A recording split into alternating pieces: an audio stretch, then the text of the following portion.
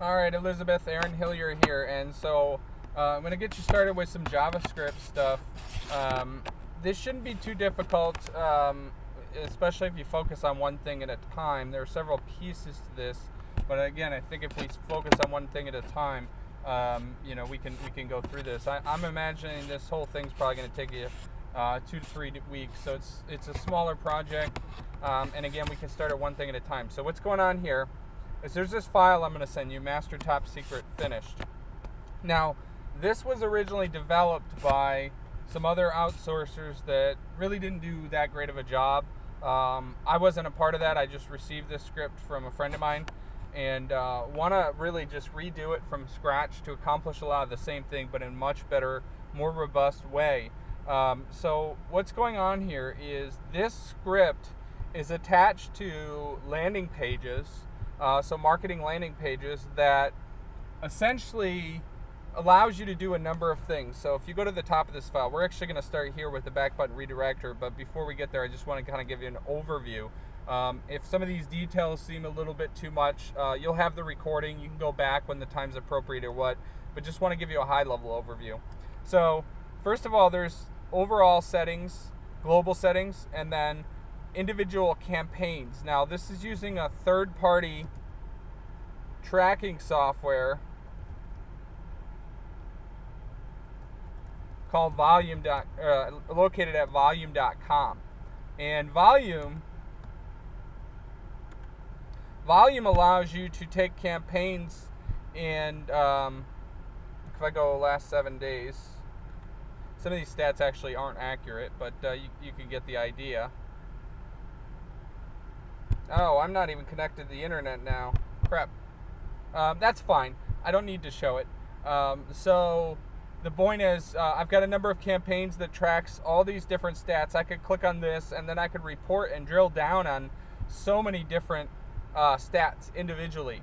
And each of these campaigns, I want to be able to control individually to be able to do things. Like, for example, there's this concept called cloaking, which means I've got a landing page that is working that I don't want competitors to share, to see, right? So what I could do is I can cloak volume, for example, so there's parameters that are replaced inside of volume that if they get passed in originally, then anybody else that's doing that in a non-normal, I guess, way won't see it. They'll get redirected.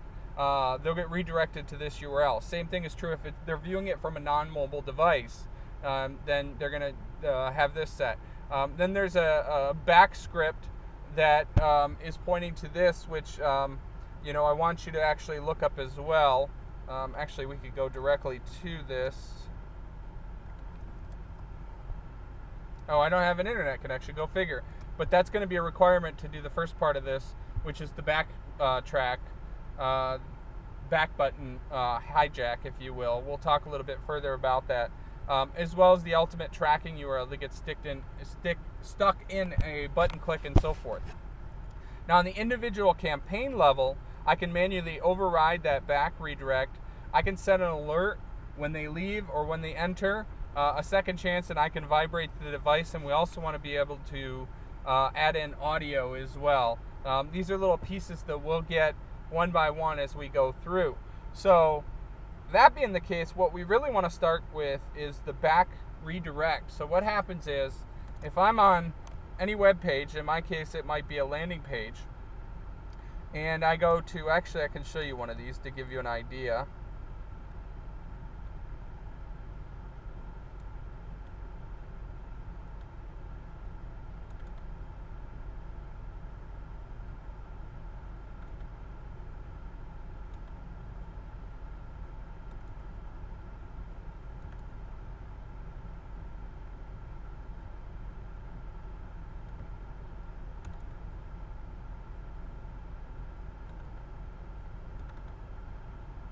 Right, so here's one. I would pass in parameters, so it would put the device and so forth, and this would be viewed on mobile. These are mobile campaigns. So this resizes for mobile and looks a little better.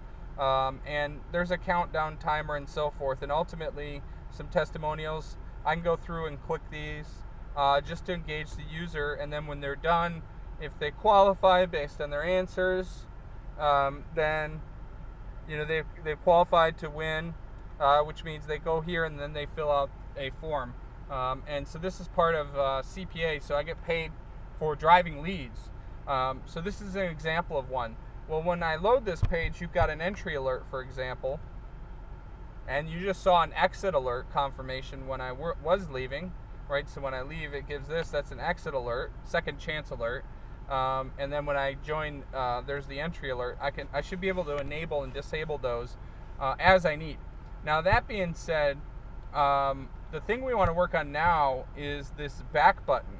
So if someone lands on here and they don't like it, they click the back button. This is actually open as a pop under. It's under another tab. Now, this is all legal. We're not doing anything illegal here. There are places that they're viewing that they're basically opting in to those types of alerts. So as that appears as another tab, it's a pop under, this page is going to load. When they see it, they may not like it, and what we're going to do is we're going to add an entry into the back history. So when they click back, I have another opportunity to show them something else or the same thing or what.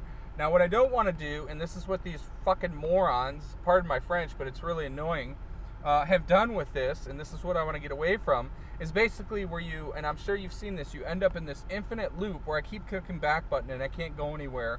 And it really just kind of almost looks like a virus or something. It's really stupid. I don't want to be that guy, right? I don't want to do that. So what I want to do is have some control over where they do go on the back, and to be able to have it set up in a way that I can control going back 1 or 2 times, and that's it. So give them a couple opportunities, and then that's it. I don't want to just flat out be a nuisance to them. Additionally, I want them to be able to close this without hassle, and that's one of the issues with the existing script too. Is if they close it, it's very possible they get into this infinite loop where they can't even close the dang tab.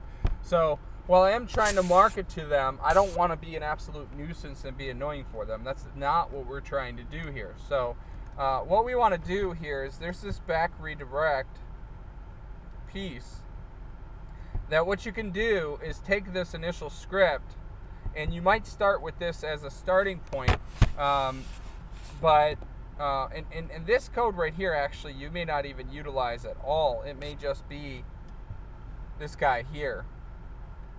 So now what you want to do is you want to be able to write to the history. So you're going to have to look up in JavaScript how to do that, and be able to set a setting. Now, initially, how we set these settings, don't even worry about it. You can just put it as a local variable. You can just in your script say, something as simple as var back button URL 1 equals, google.com or something, right? Var back button URL 2 equals somewhere else.com. Now, this won't actually work in this case because once we get to Google, we don't have any control over the script, so we would never be able to go back to a second one. But the way this would work this would go to another page that we have this same script installed on, and we would then be able to look up based on their history of what they've done, where they could go to previously and so forth. This is going to take some work, and as I think about this further, it actually might be a little bit longer of a project, especially with you being new. That's okay. I want it done right. I'm not in any rush with this. Well, I am in a little bit of rush, but not to the point to where I want to sacrifice setting it up in a way that's easy to maintain and modify the code as well. So what you can do, even though you won't be able to test this unless you set up a local server, which is a good exercise for you, by the way, to set up a page, another HTML page that this would go back to, and set up a local host if you got Windows and IIS, or you can use WAMP server, whether it's Windows or otherwise, to do that. That's a good exercise for you to be able to actually host web pages. But until you get that going, you can just start with the one URL, just this single URL, and get it to go back based on some setting, right? So right now it could just be this local variable. That's essentially step one. Once you get that set, then what we want to do is we want to be able to do multiple history. Once we get that set, then let's get back with me, show me what you have, and then we'll talk a little bit more about an architecture that can support this better. What you see here is actually adding tracking parameters onto volume so that it actually automatically kind of optimizes itself. That's some cool stuff that we'll get into, but I don't think you really need to worry so much about this. As long as you can get started getting this stuff going, and we'll just take it one step at a time. Again, I want to work with you hands-on so you can learn and grow from this, not just to give you something to do and you just run with it. Hopefully eventually you get to that point, but starting out, I'm happy to work with you back and forth and move at the pace that you're ready to move at. So this should give you something to get started with at least. Let me know what questions you have, and then we'll get going.